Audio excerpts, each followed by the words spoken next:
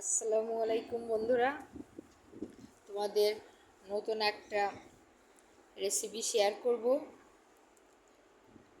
তেল গরম করা ছিল, ছোট ছোট চিংড়ি মাছ দিলাম।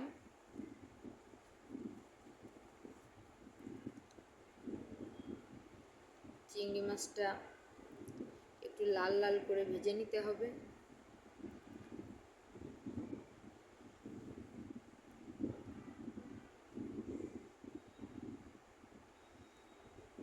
চিংড়ি মাছ ভাজা শেষ, এখন কাঁচামরিচ আর পেঁয়াজ দিয়ে দিলাম।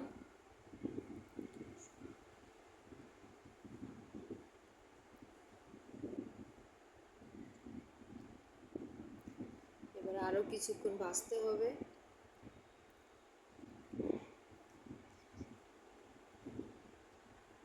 ভাজা শেষ, এবার ছোট ছোট 4 টুকরো দারচিনি দিয়ে দিলাম,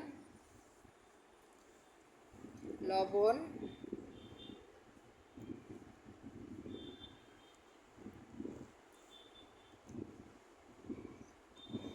হলুদ,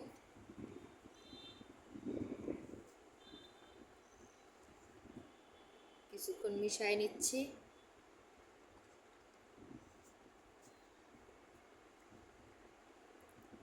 চিংড়ি মাছ তো এমনিই ভালো লাগে, অনেকের পছন্দ চিংড়ি মাছ।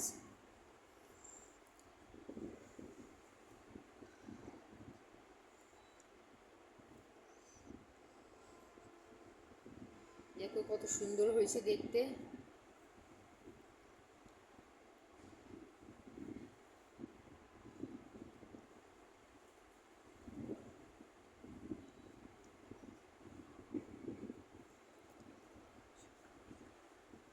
এবার শুকনো মরিচের গুঁড়ো,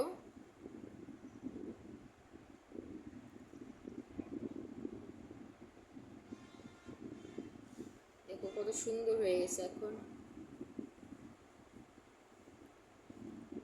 এখন আমি হাতে কিছু মশলা বেটে রাখছিলাম, এই মশলাগুলো দিয়ে দেবো।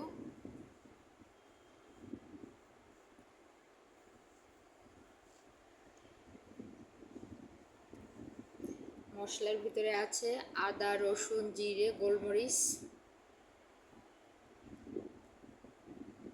এগুলো আমি হাতে বেটে নিছি।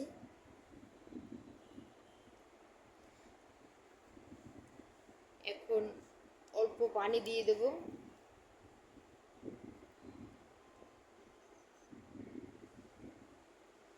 এবার আর একটু ভালোভাবে কষাই নেব।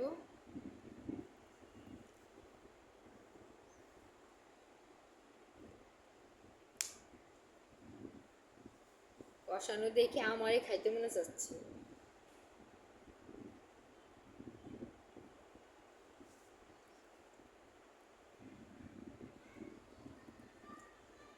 কত সুন্দর হয়েছে, দেখো কষানো শেষ, সুন্দর করে কষাইছি।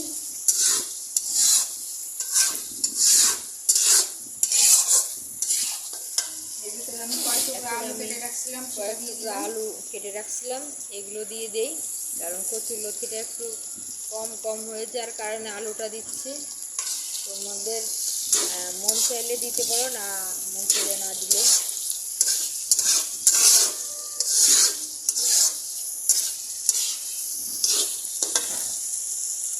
এখন আমি যে কচুরলতিগুলো কেটে রাখছিলাম, এইবারে হচ্ছে মজা। যারা পছন্দ করো তাদের গালে ঝোল চলে আসবে, পানি চলে আসবে। এই দেখো কচুরলতি।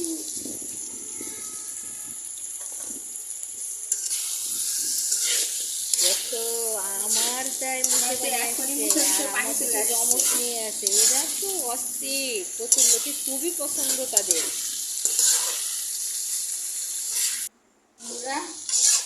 দেখো কচুরলতি কষানো হয়ে গেছে।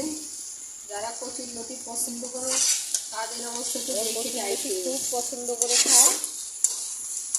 এখন আমি কিছুটা ঝোলের পানি দিয়ে দেবো, কারণ আমি অত শুকনো তরকারি পছন্দ করি না। কষানো হয়ে গেছে।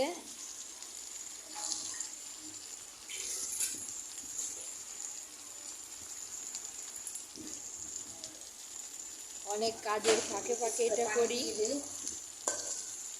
এখন কিছুটা পানি দিয়ে দিচ্ছি।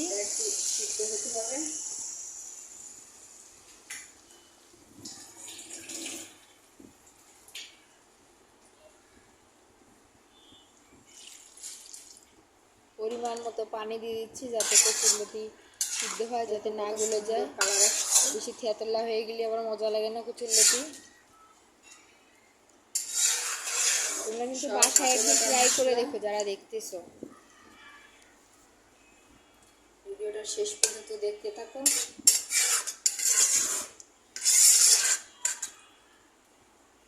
আর আমার আত্মীয় স্বজনরা যারা দেখতেছো তারা একটু বেশি বেশি লাইক, কমেন্ট, সাবস্ক্রাইব করো।